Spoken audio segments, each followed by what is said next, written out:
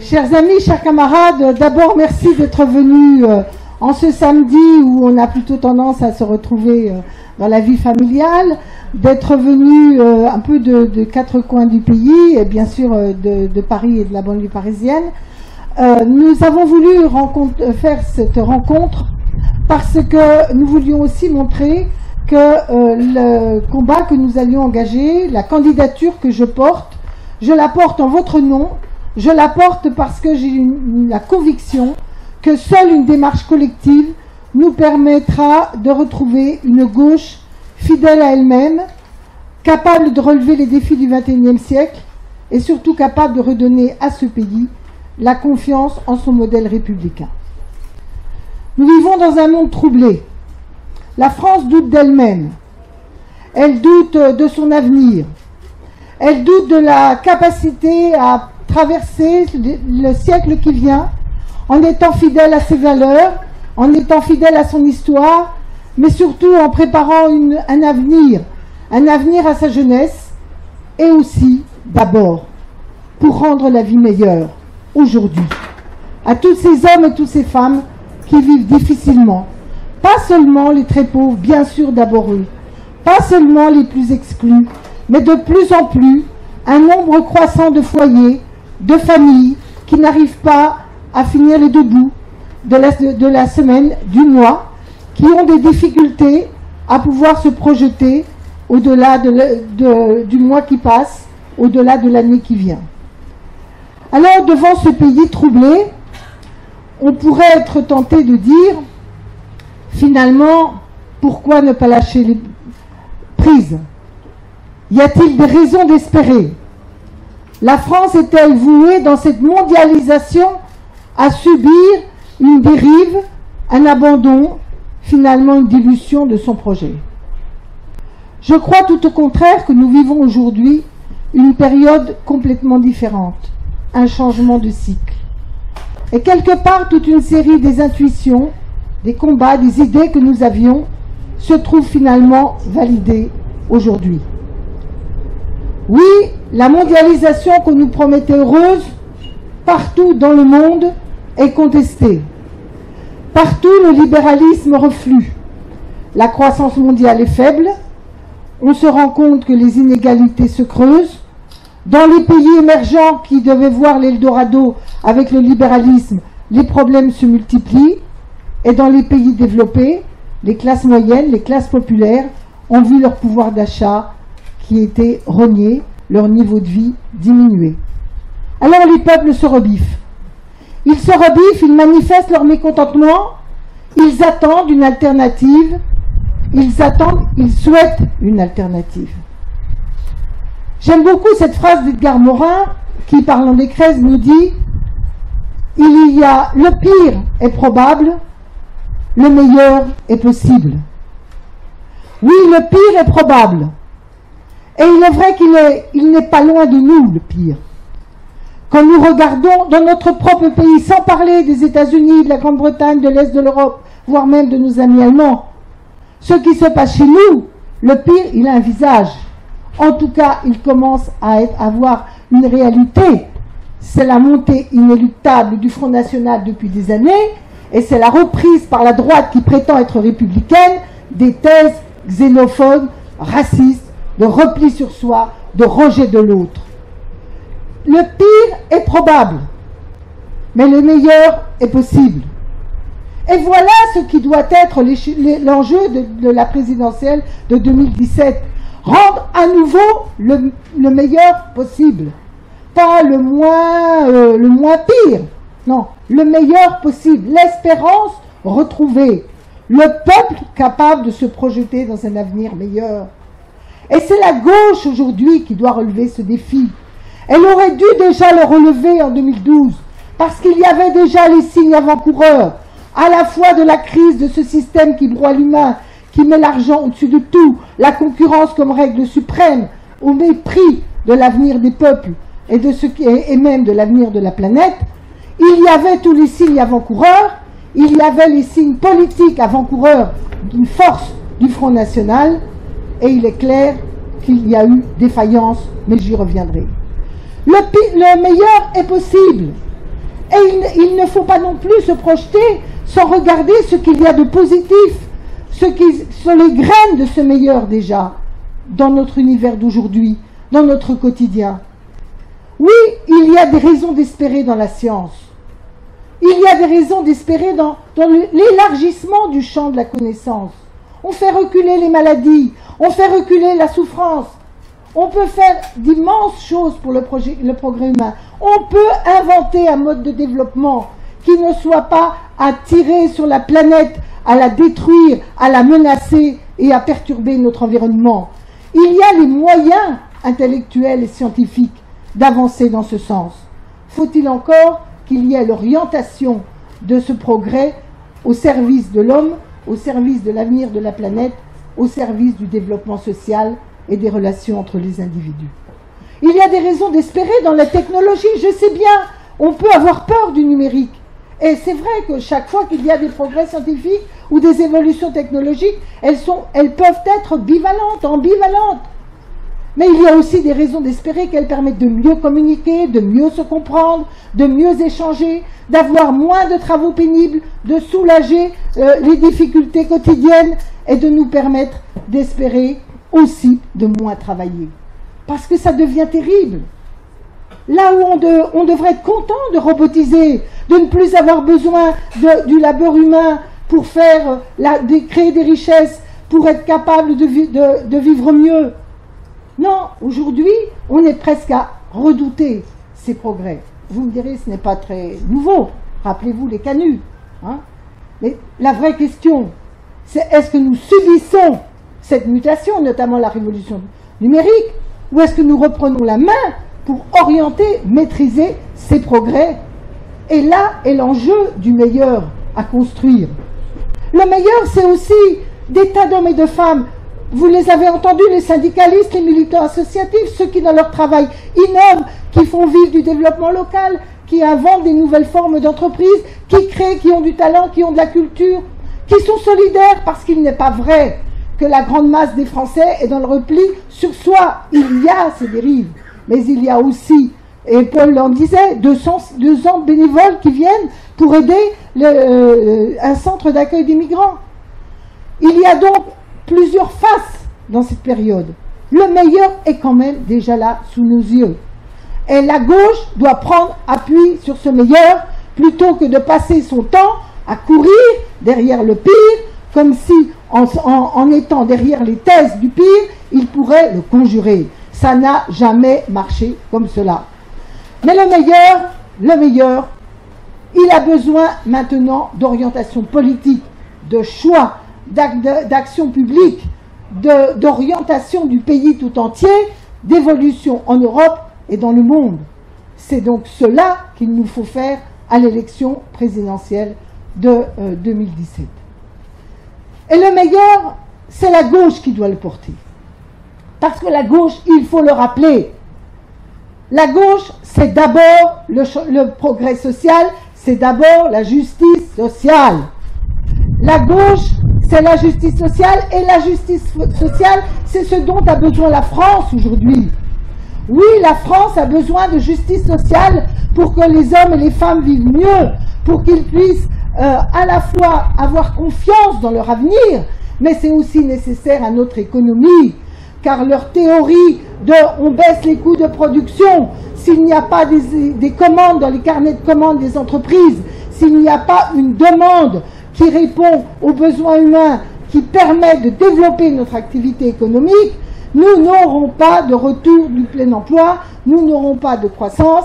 Ce n'est pas l'emploi et ensuite la justice sociale, c'est nous n'aurons l'emploi que par la justice sociale.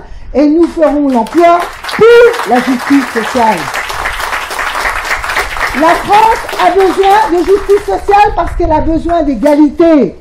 Parce que s'il n'y a pas d'égalité, la République est faible. Et sans égalité et sans justice sociale, on peut faire tous les pipeaux du monde sur la cohésion nationale, sur les valeurs de la République, eh bien, elles vacilleront. Nous avons besoin de justice sociale. Et la justice sociale d'aujourd'hui, c'est aussi le partage du pouvoir. Les individus, les citoyens ne sont pas des pions. Ils ne sont pas destinés à subir des décisions sur lesquelles ils n'ont pas d'impact. C'est vrai dans l'entreprise, c'est vrai dans la cité, c'est vrai dans la vie politique, c'est vrai partout.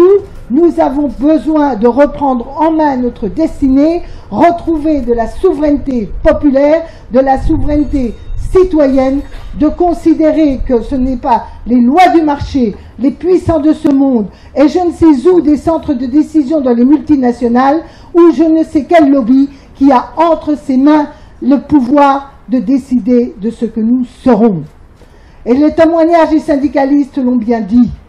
Nous sommes un pays où trop souvent nous considérons que le salarié n'est simplement qu'une fonction de travail à un instant T et en rien un acteur du développement de l'entreprise, de la production de richesse, de la production de valeur dans ce pays. Voilà pourquoi la justice sociale est au cœur du malaise que nous vivons quotidiennement. La justice sociale, c'est aussi l'enjeu écologique. D'abord parce qu'on le sait bien, ce sont les plus faibles, les plus fragiles, qui subissent le plus les problèmes d'environnement.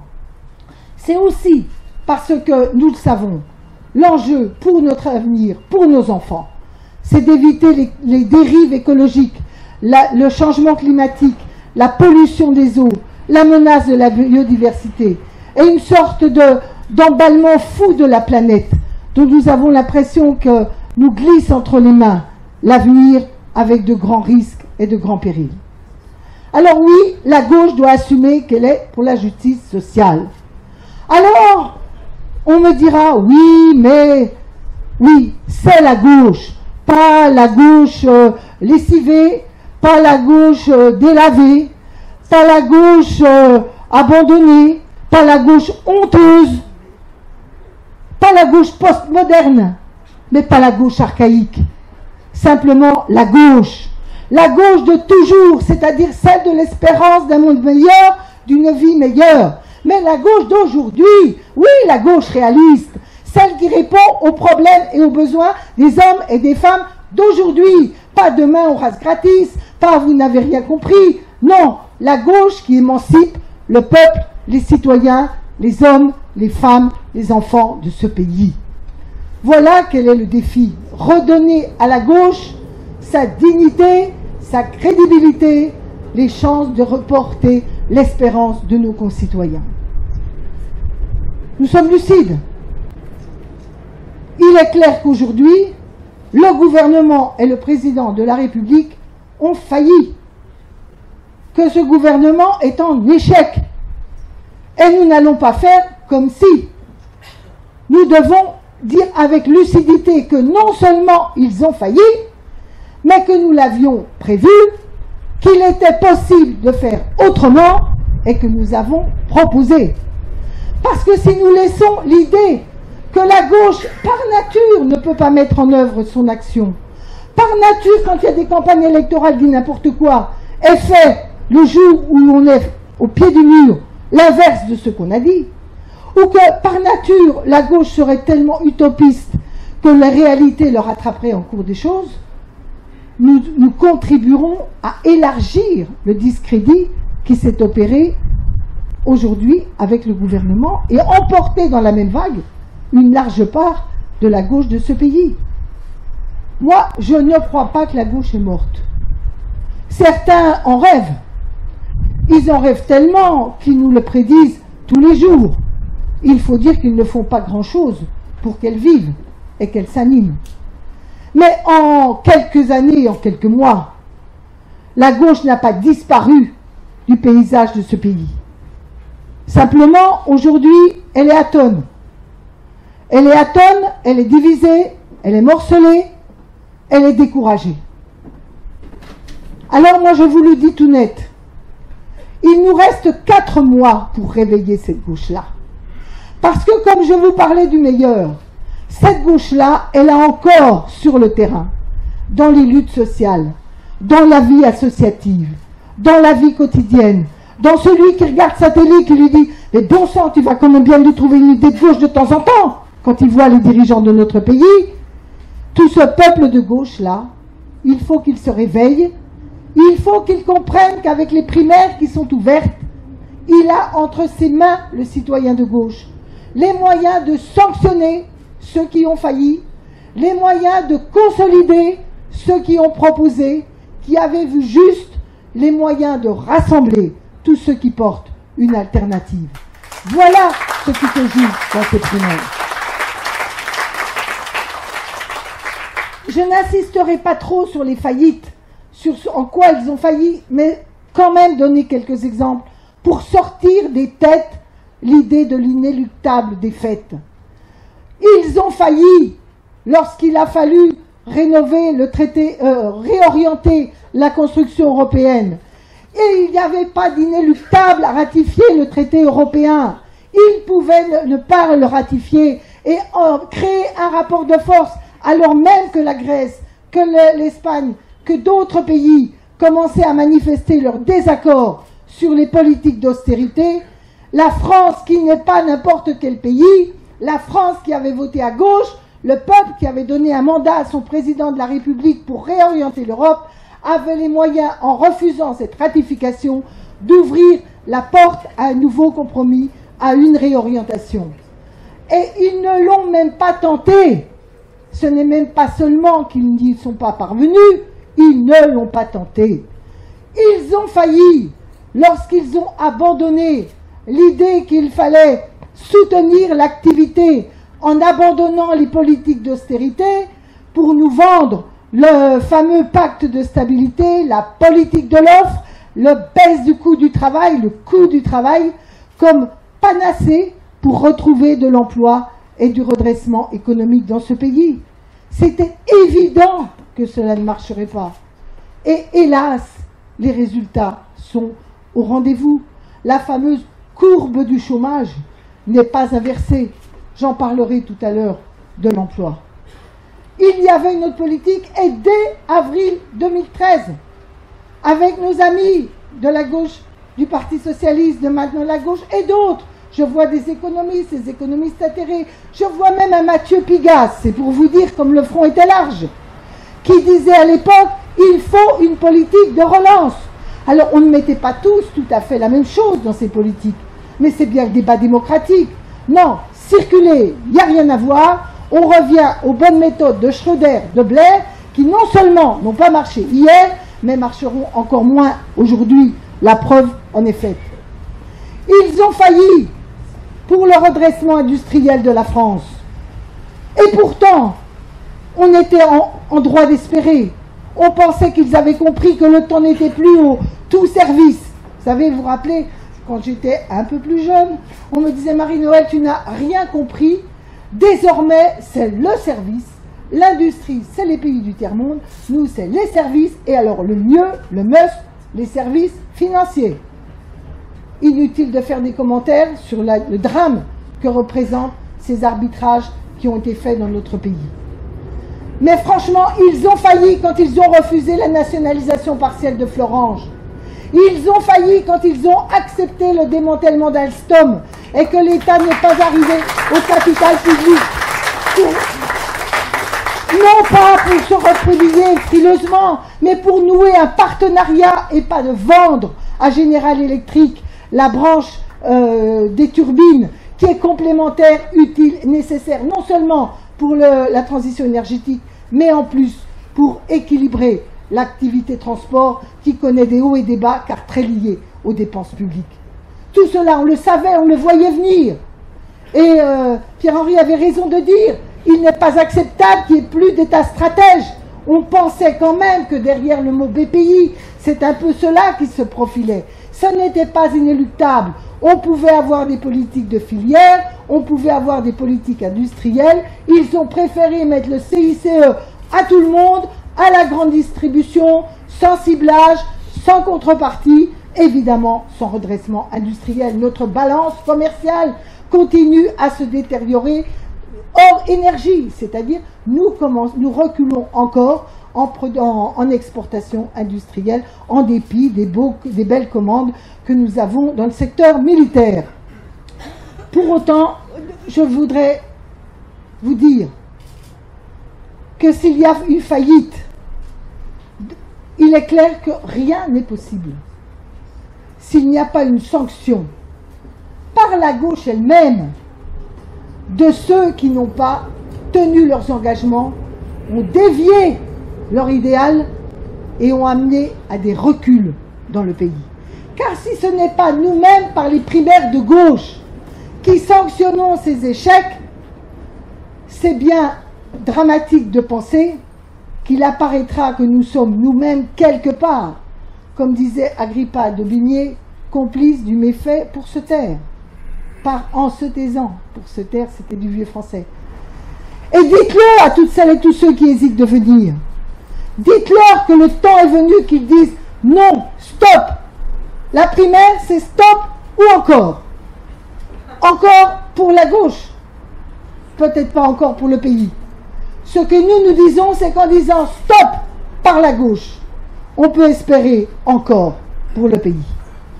Imaginez ce que représenterait une victoire d'une candidate ou d'un candidat issu de la gauche du PS, en tout cas porteur d'une ligne politique alternative à celle de François Hollande et de Manuel Valls.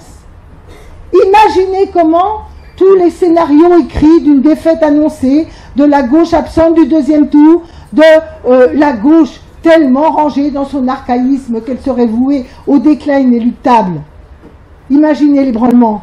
Qui pense, et Nathalie en parlait tout à l'heure, qui pense que ça n'aurait pas d'impact sur les autres forces de gauche? Qui pense que ça n'aurait pas d'impact chez les Verts, et même chez les amis du Parti communiste, et même probablement chez les électeurs de Jean-Luc Mélenchon? Et c'est pourquoi cette échéance est vitale. Mais il n'est pas d'échéance politique que l'on peut gagner uniquement parce que nous sommes contre et qu'il faut dire stop. Car ce qui s'est insinué au cours du temps, c'est le doute sur l'idée qu'il existe une alternative crédible, raisonnable, à gauche.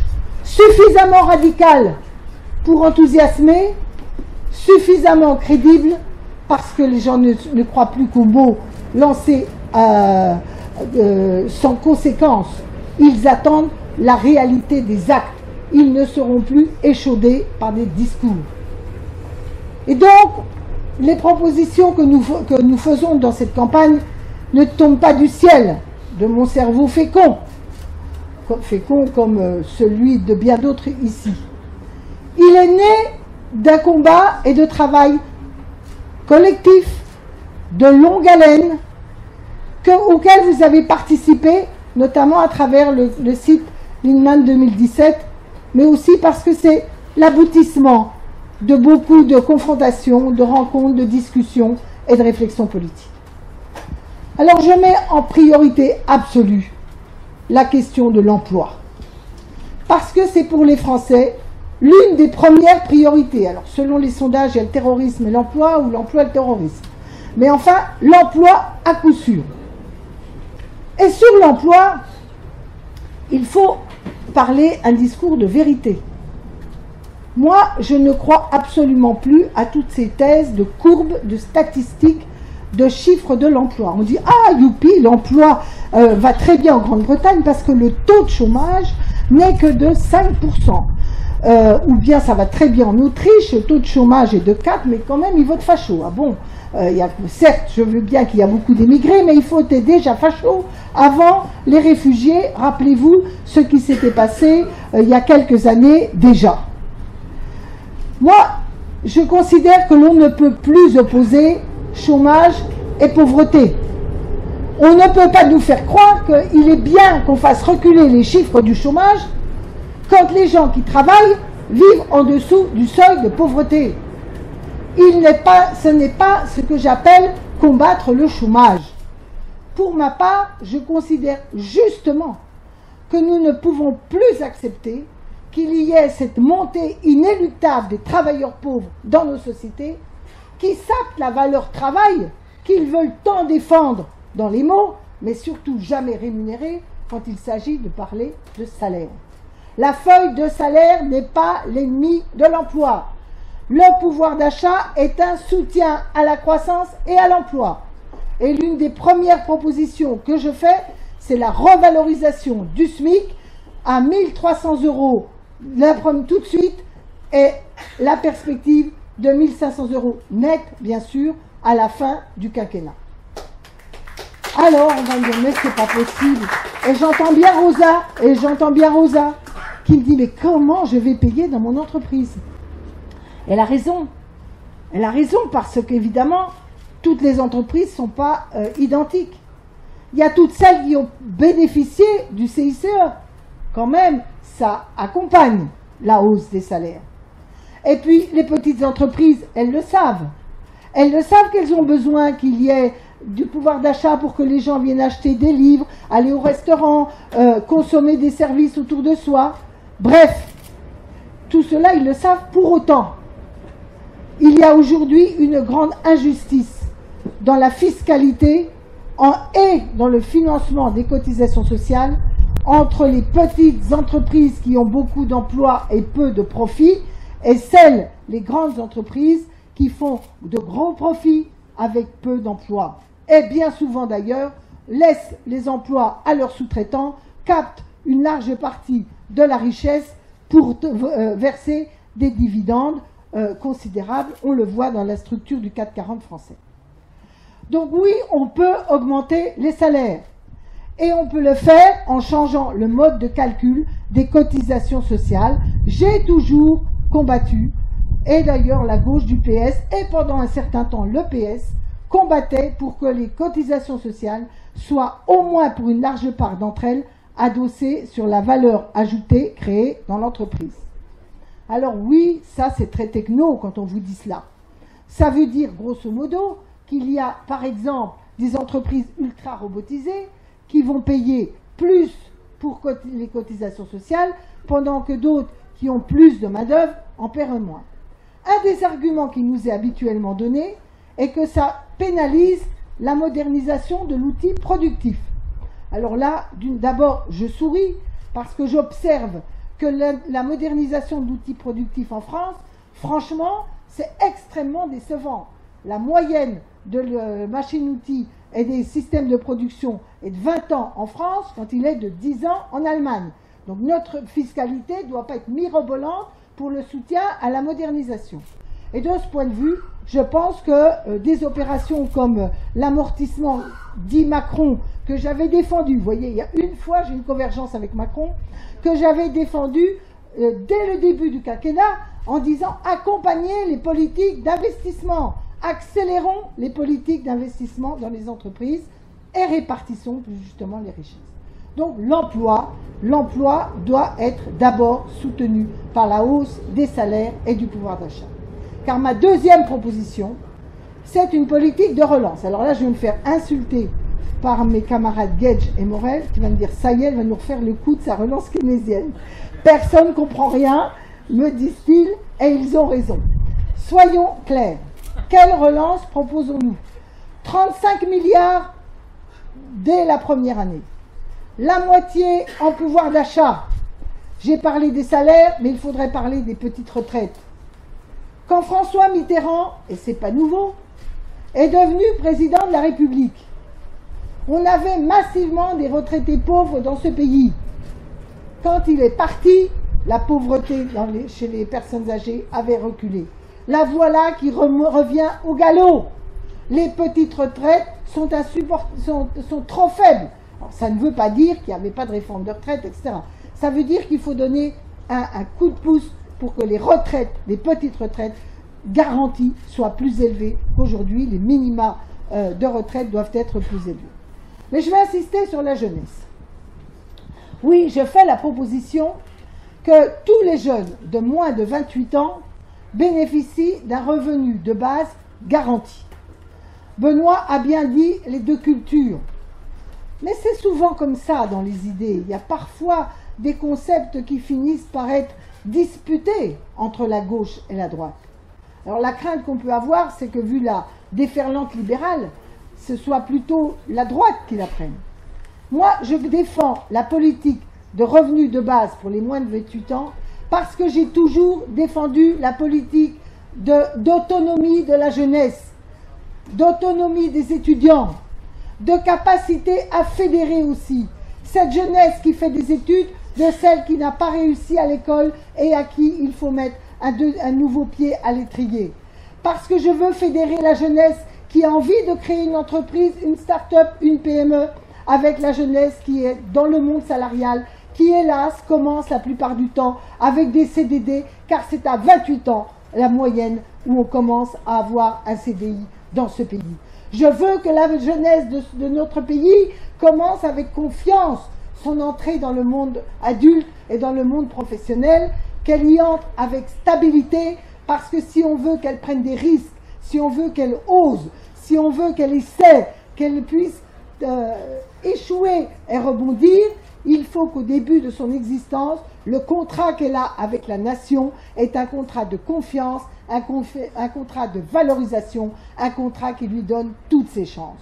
Voilà pourquoi je défends cette idée qui, par ailleurs, contribuera à relancer le pouvoir d'achat. Le deuxième grand volet, au passage, je ne sais pas si vous avez observé la gravité des propositions de la droite et notamment de Nicolas Sarkozy, qui met au panégyrique de tout ce qu'il faut développer la rente, le patrimoine et l'héritage. Alors bonjour la France de la rente, du patrimoine et de l'héritage. Nous devons défendre la France du travail, du talent, de l'implication, de celle qui valorise ce que chacun apporte à la société et lui permet de l'apporter.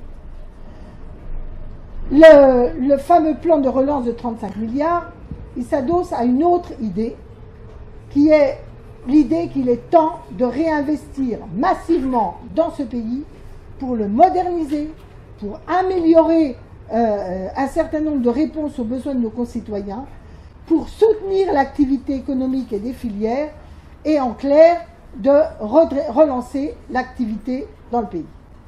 Alors je propose des plans de grands travaux pour orienter, car évidemment les temps ont changé avec les 30 Glorieuses, avec Roosevelt.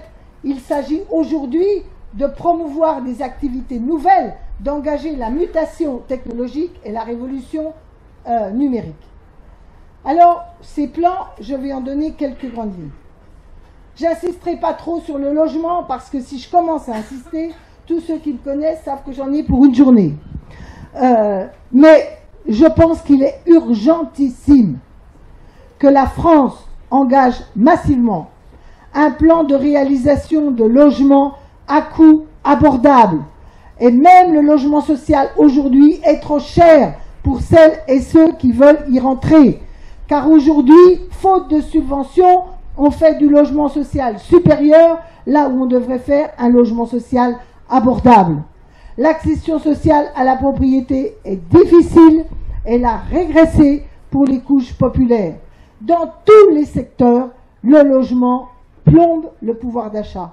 Nous sommes un des pays où la part de nos revenus consacrés au logement est excessive, beaucoup plus forte qu'en Allemagne, parce que nous avons refusé de réguler, parce que nous n'avons pas suffisamment construit là où il y avait besoin, et parce que nous n'avons pas non plus fait les choix budgétaires qui privilégient la production à bas coût, non pas de mauvaise qualité, mais à bas loyer ou à bas coût, plutôt que des soi-disant logements intermédiaires. Dans cette politique du logement se jouent plusieurs enjeux républicains. D'abord, garantir le droit au logement pour tous. Quelle république peut concevoir que dans la 5e puissance économique du monde, il y a encore tant de gens, non seulement qui sont SDF, qui n'ont pas de logement, mais qui vivent dans des logements indécents, dans des logements trop petits, dans des logements qui sont des véritables passoires thermiques ou de l'humidité.